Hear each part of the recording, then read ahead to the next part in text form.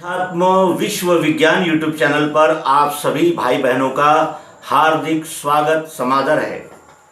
मित्रों, श्रीमद् भगवद गीता हमारे भारत का एक ऐसा आभूषण है, इस विश्व माता के कंठहार जिसे कहा जाएगा, कि ऐसा अलौकिक ग्रंथ न बना है न बनेगा। इतना व्यापक मानवतावादी दृष्टिकोण ने अनुभव के द्वारा प्रकट करने वाला ये अद्वितीय ग्रंथ है। और इस ग्रंथ का अभ्यास करके जिन्होंने अपने जीवन का सार्थक कर लिया, या कहें कि अपना इन्हें गंतव्य पा लिया, ऐसे कई लोग इस विश्व में हैं। बड़े बड़े धुरंधर जिनके कार्य, कर्मठता और इन्हें उत्तरदायित्व की दृष्टि से जाज्वल्य है, प्रखर है, प्रकट है। ये श्रीमद् भगवद गीता को हम ये नहीं कह सकते कि ये किसी संप्रदाय की है, मत की है, या किसी विचारधारा की है, या कोई दर्शन शास्त्र है। ये ऐसा नहीं है। गीता में मुश्किल समय में मनुष्य ने क्या करना चाहिए और इस जीवन का यानी प्रयोजन क्या है, ये दर्शाने वाला ये अद्वितीय ग्रंथ है। और हमारे ही देश में कुछ लोग ऐसे भी हैं कि जिन्होंने गीता पढ़ी तो होगी ही नहीं, क्योंकि जो गीता पढ़ता है वो इस भाषा में गीता के विषय में नहीं कह सकता। और जिन्होंने गीता पढ़ी ही नहीं, केवल उसका कवर देखा और ये बहुजन समाज की इन्हें विरोधी भूमिका लेने के लिए ये कह दिया कि श्रीमद् भगवद गीता ये शैतानी ग्रंथ है।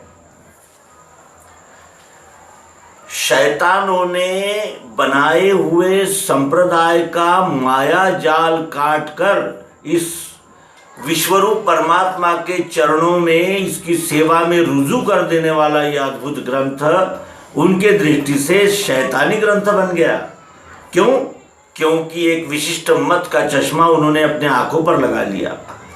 जब तक हम सांप्रदायिक चश्मे अपनी आंखों पर लगाकर परमात्मा को ढूंढने निकलेंगे, हमको कोई लाभ नहीं होगा, हमारा नरजन्म व्यर्थ ही चला जाएगा। क्योंकि जो सबका होता है, सार्वभौम होता है, और जो सरल होता है और अनिवार्य होता है, वो सबका होता है। और जो सबका होता है वो किसी एक संप्रदाय का नहीं हो सकता। संपूर्ण मानव जाति का लिए ही जो होगा वही सिद्धांत परमात्मिक सिद्धांत माना जा सकता है। और यही हम गड़बड़ करते हैं। हम अपने ही विचारों में और अपने ही एक घेरे में बंदिस्त रहते हैं और कहते हैं कि यही संपूर्ण है, लेकिन ऐसा नहीं है।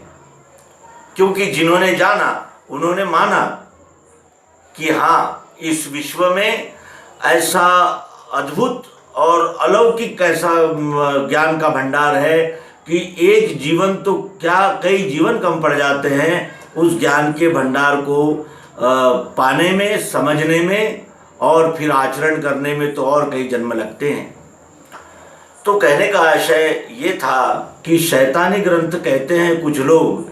यह सुनकर बहुत आश्चर्य हुआ और दुख हुआ कि नुकसान किसी का कुछ नहीं है। किसी चीज़ को क्या कहना है ये कहने वाले पर निर्भर है, कोई कुछ भी कहे। लेकिन वो ऐसा कहकर यानी ऐसा कहता है, इसका अर्थ यह है कि उसने वो ग्रंथ नहीं पढ़ा और उस ग्रंथ में दिए हुए अद्भुत अनमोल बोध से वो वंचित रह गया। ये उसके जीवन का नुकसान है।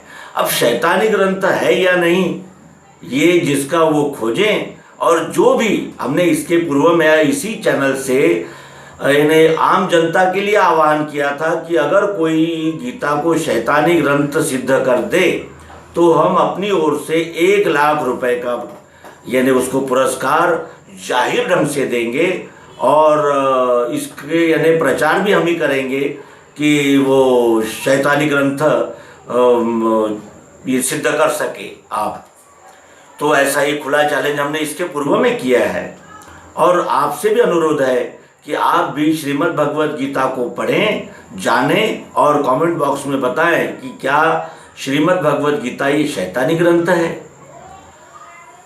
दूसरी बात यह है कि श्रीमद् भगवद गीता ये संस्कृत में है और यानी उसका अनुवाद हिंदी, मराठी ऐसी कई भाषाओं में हुआ है, लेकिन वो संस्कृत ग्रंथ है। और हम ये मानकर कि भाई कौन उतना अपना समय व्यर्थ करे और कौन समझे और कौन उतना पढ़ने की प्रयास करे, तो क्या होगा, अन्य सांप्रदायिक हम भावनाओं में लग जाएंगे और जो मूल जीवन की जो प्यास है वो प्यास बुझेगी नहीं। क्योंकि हम भी अनुभव लेते हैं कि कितने प्रकार के भोग हम लेते हैं और कितने प्रकार के आनंद और यानी ऐसा अपने आप को भुलाने के प्रयास करते हैं, लेकिन फिर भी तृप्ति नहीं होती, शांति नहीं मिलती। ये जीव को स्थायी समाधान नहीं है। समाधान तो है, खाना खाएंगे तो भूख मिट जाएगी, समाधान तो हुआ, लेकिन वो स्थायी नहीं कहा जा सकता। स्थायी समाधान तभी हो सकता है जब इस जीव को स्वस्वरूप की पहचान हो जाए, और स्वस्वरूप की पहचान के साथ उसका कर्तव्य भी क्या है यह बताने वाला ग्रंथ श्रीमद् भगवद गीता है।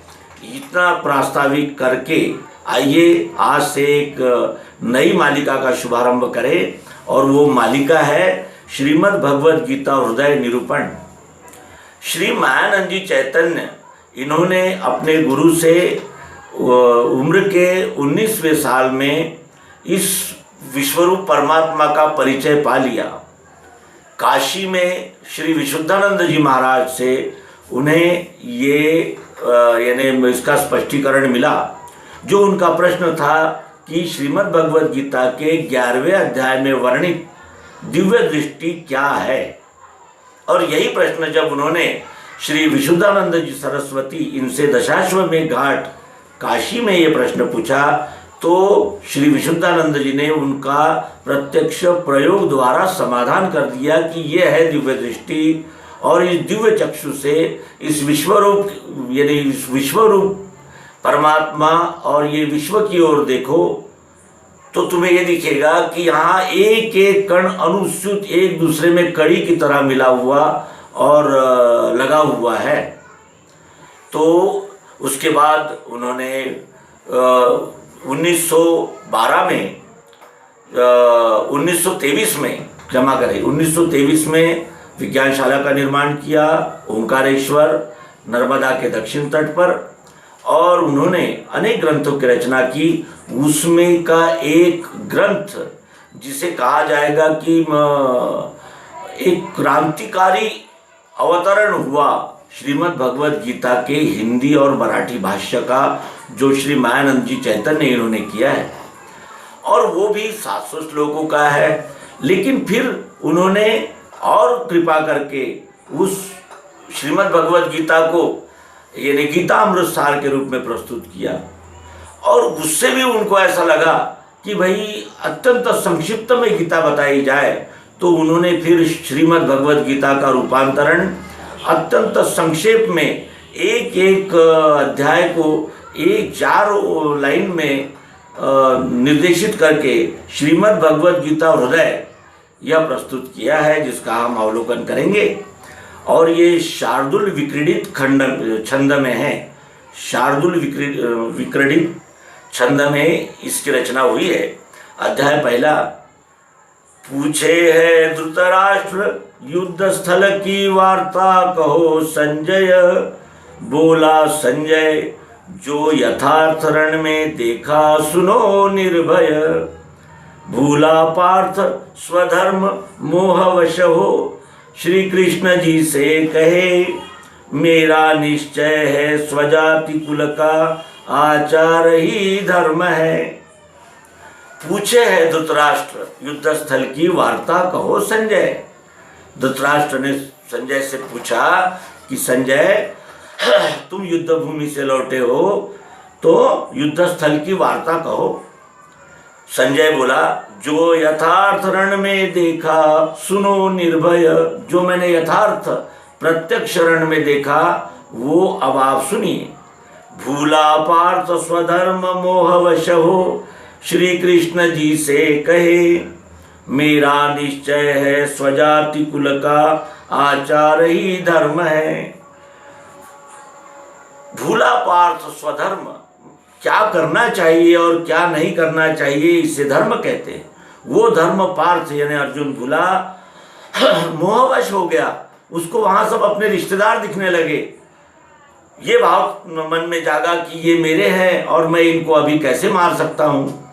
और श्री कृष्ण जी से कहने लगा कि मेरा निश्चय है स्वजाति कुल का आचार ही धर्म है। ये मेरा निश्चय है कि स्वजाति यानी मेरी जो कुल है, जाति है, और इसका आचार ही धर्म है। यही धर्म है अपने जाति के कुल का रक्षण करना, यही धर्म है। ऐसा अर्जुन ने वहाँ युद्ध स्थल पर शस्त्र रखकर कहा। ये पहला अध्याय यहाँ समाप्त करते हैं। आप सभी से अनुरोध है कि आप इसी तरह सहयोग करेंगे। नर्मदे हरि।